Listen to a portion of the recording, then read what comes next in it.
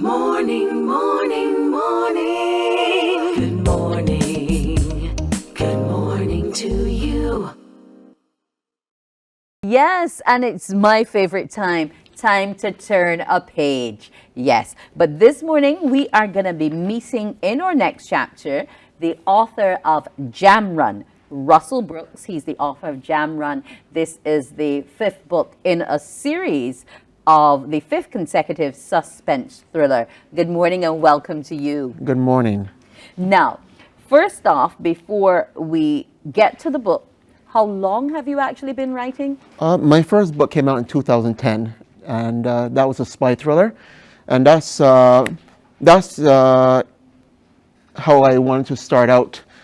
Actually, this is what I wanted to do: write spy thrillers. But by the time I came to my second book, I decided, look, it's time to do a change. I decided to do a murder mystery, and that's when I did. That's what I came up with, Eddie Barrow, in Chill Run.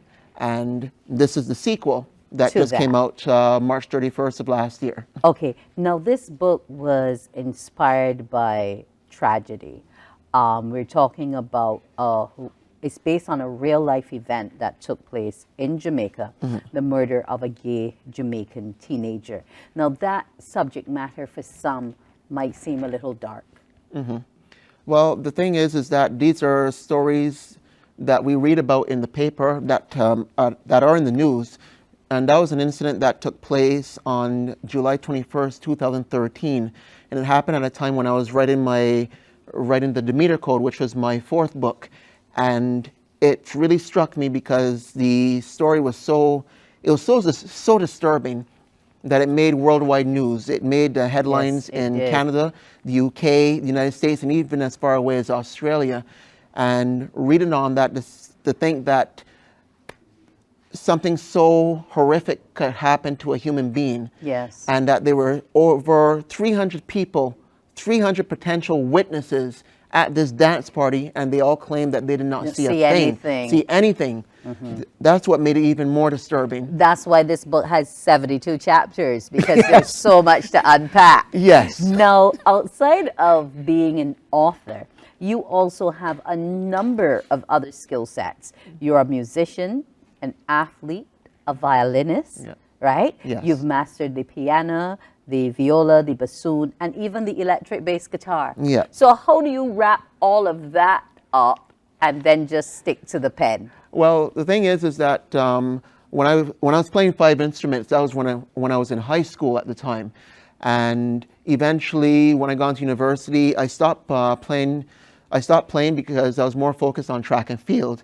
My goal was to make it to the Olympics and represent Canada, but I was always sidelined by injuries, and unfortunately I missed out on my chance to go to the Sydney Olympics, and as a result of that, but I did manage to go to the World University Games in Palma de Mallorca, Spain, and I also represented Quebec at the Jeux de la Francophonie when they were in Madagascar in 1997, and also in Ottawa in 2001. And those feats also gave you your scholarship to university. Exactly.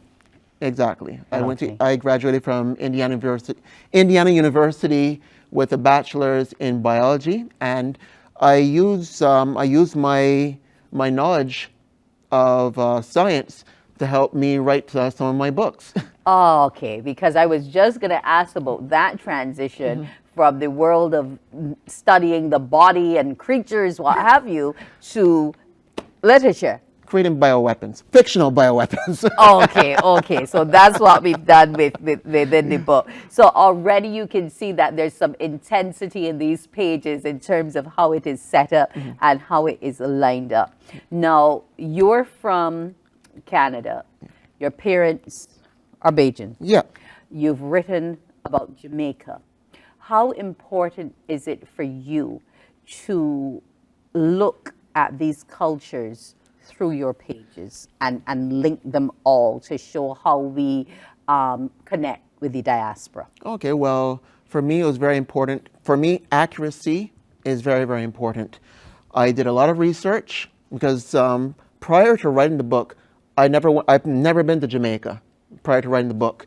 So, and it was my plan to travel to Jamaica to research the locations where the story takes place, but not just the locations, but also to get to know the culture, get to know the people, the Jamaican patois, the food and everything, the geography and all of it. But unfortunately, due to COVID, I was not able to travel. Yes. So I was still in contact with locals, and one of those locals I must give a lot of credit to. His name is Norris Douglas of Realtors Jamaica, which is based out of Montego Bay.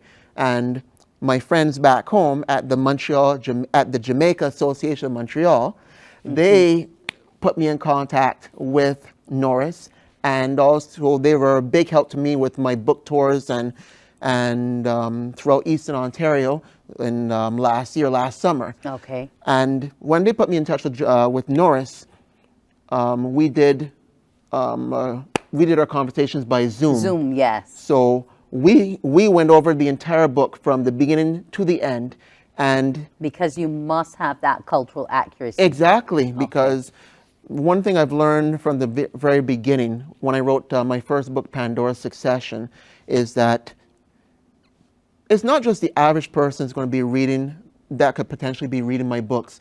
There's going to be specialists such as scientists or even police officers, maybe an FBI or even a CIA or even an MI6 agent. Okay, those who know the subject matter, and you don't want to be questioned. I don't even want though it's fiction. Exactly. You don't want it questioned. But even though it's fiction, there has to be a certain level of reality, okay, in the books for it to be credible. So Understood. that's why it was so important for me to have Norris fact-checked all the Jamaican content. Now, I don't know Jamaican patois. I've learned a little bit. I can't speak it, but before I wrote Jam Run, anyone who was speaking to me in Jamaican patois, I wouldn't be able to understand understood. them. Yeah, but afterwards, yes. Right now the book is finished. Yes, I can understand. I can understand. I can pick up a few words. Okay. I still can't speak it. I don't have that practice yet. But these are all the things I incorporated into the book to make it sound as authentically Jamaican as possible, instead of a North American stereotype of Jamaica. And I'm glad you mentioned that, Yeah. because that was going to be the next question from me, whether or not readers of the novel can look at it and say, why is this guy painting us in this picture? Because a lot of people have issue with that. Of course. That somebody from the first world would want to take things which are intrinsically our culture and our way of being and paint it in a light which is negative. Exactly. So I made sure that research was very important, to make sure that everything was factually correct as possible. Now, I'm sure I may have missed one or two things, but at least if I can get 99.9% of the book as factually correct as possible, then you're happy. Exactly. Now, this is number 5, Yes. but you're already looking at another project.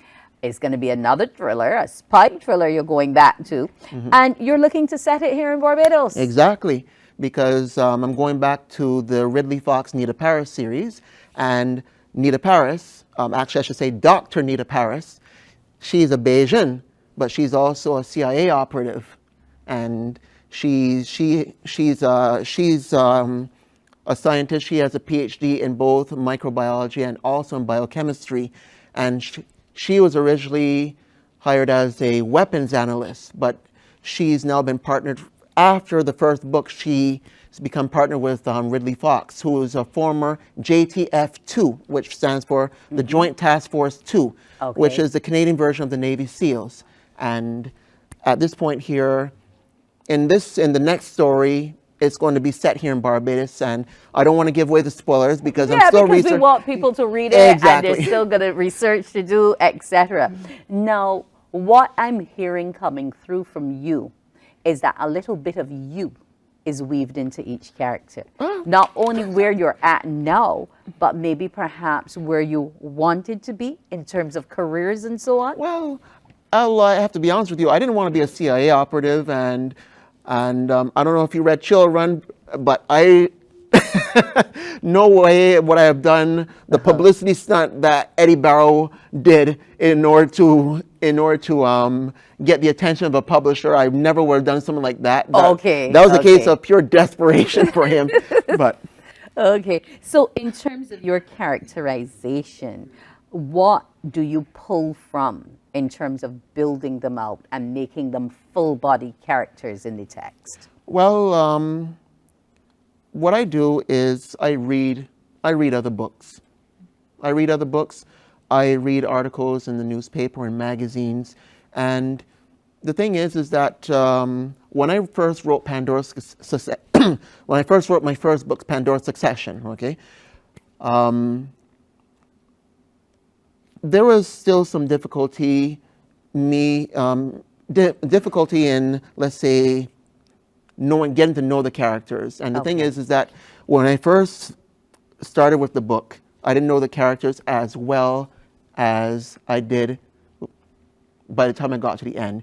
You get to learn the characters. So by the time I wrote the Demeter Code, which is the third book in that series, yes, I had a better understanding of the characters. And it's the same thing with Jam Run. Right. So most of the characters are interwoven into the different books. Yes. Okay. And they learn to adapt to their current situations and all. And that helps them to develop their characters also. Okay. How long are you going to be spending here to research the one for Barbados? Well, I'm down here for 3 weeks. And so I arrived here Wednesday last week. So I'm here for another 2 weeks up until February 7th. So I'll be scouting locations which will be suitable where the story will take place.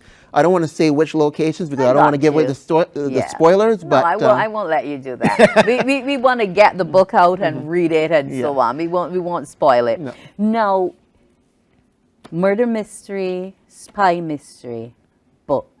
Have you given any thought to moving beyond that to the screen? It's funny you asked that question there. One of my goals is to